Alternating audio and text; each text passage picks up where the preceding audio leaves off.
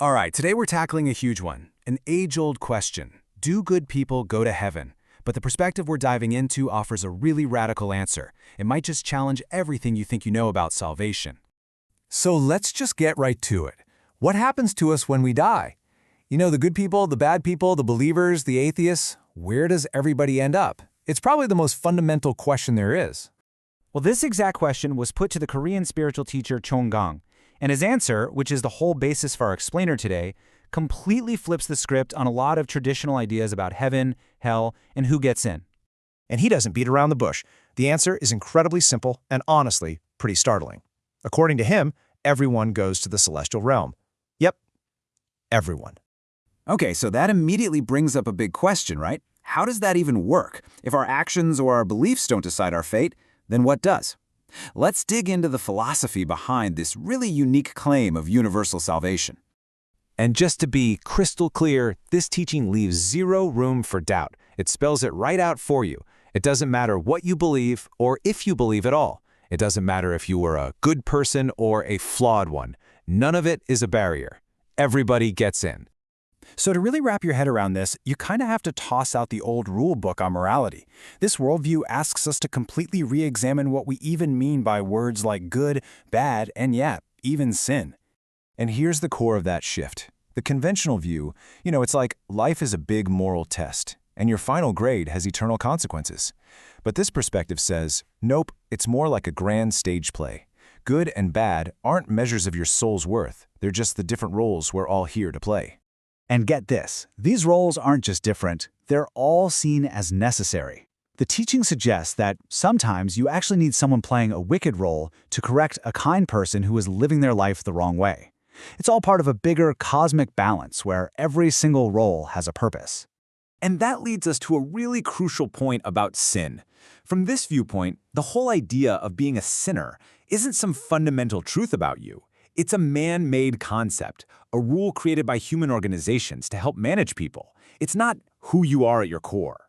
And this right here, this is the belief that changes absolutely everything. The idea is, we aren't born as flawed sinners trying to earn our way back to salvation. We are, in our very essence, Shindale, divine beings or gods. So if that's true, our purpose here on earth can't be about proving we're worthy of heaven. It has to be something else entirely. Now, this whole philosophy isn't just an abstract idea floating out in the ether. It actually builds into a very specific cosmic context that's grounded in a particular place and time. And this is where it gets really specific. The teaching claims that right now, the world's deities, these divine beings, are all gathering in Korea, and they're there to hold meetings about the next stage of humanity's development. It's basically presented as the spiritual headquarters for the planet. And it's not just somewhere in Korea. They name the exact locations.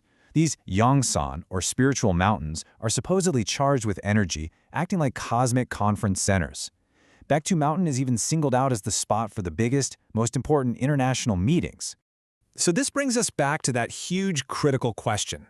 If we're all guaranteed a spot in heaven, then what's the point of all this? Why are we here? What are we supposed to be doing? The answer lies in a really key concept called Jilyang. You can think of it as your spiritual mass or quality. And according to this view, our entire purpose on Earth is to study and learn so we can increase our Jilyang. And here's the kicker. It's something you can only do while you're in a physical body. So how do you do it? Well, the focus isn't just on being passively good. It's about living a correct life. That means you're actively learning, you're fulfilling your responsibilities in society, and you're working to make things better for all of us. That's how you build up that spiritual mass. So, if we are all divine beings working to increase our Jilyang, what's the ultimate goal? Where is this whole cosmic plan leading? Well, it leads to this really beautiful idea of collective salvation. The principle is called Jata Ilshi Sungbuldo, and it essentially means we're all in this together. My enlightenment is tied to your enlightenment. No one gets to ascend and move on until every single person is ready to go with them. The grand finale of this whole cosmic process is called Wansi Banban. This is the big moment. It's when all of humanity, having finally completed its studies on Earth, makes a collective return to our divine origin. And this isn't a small thing. It's described as a cosmic shift as big as creation itself. And the teaching leaves us with this ultimate reassurance. It's a promise that in this massive cosmic plan, Absolutely no one gets left behind, not even the last straggler. Everyone makes it home, so you don't need to worry. So we're left with a totally new question to think about. If the goal isn't just to be good so you can earn a reward, but to live correctly so you can grow, what does a correct life really look like for you or for me? And that's the big thought this worldview leaves us to ponder.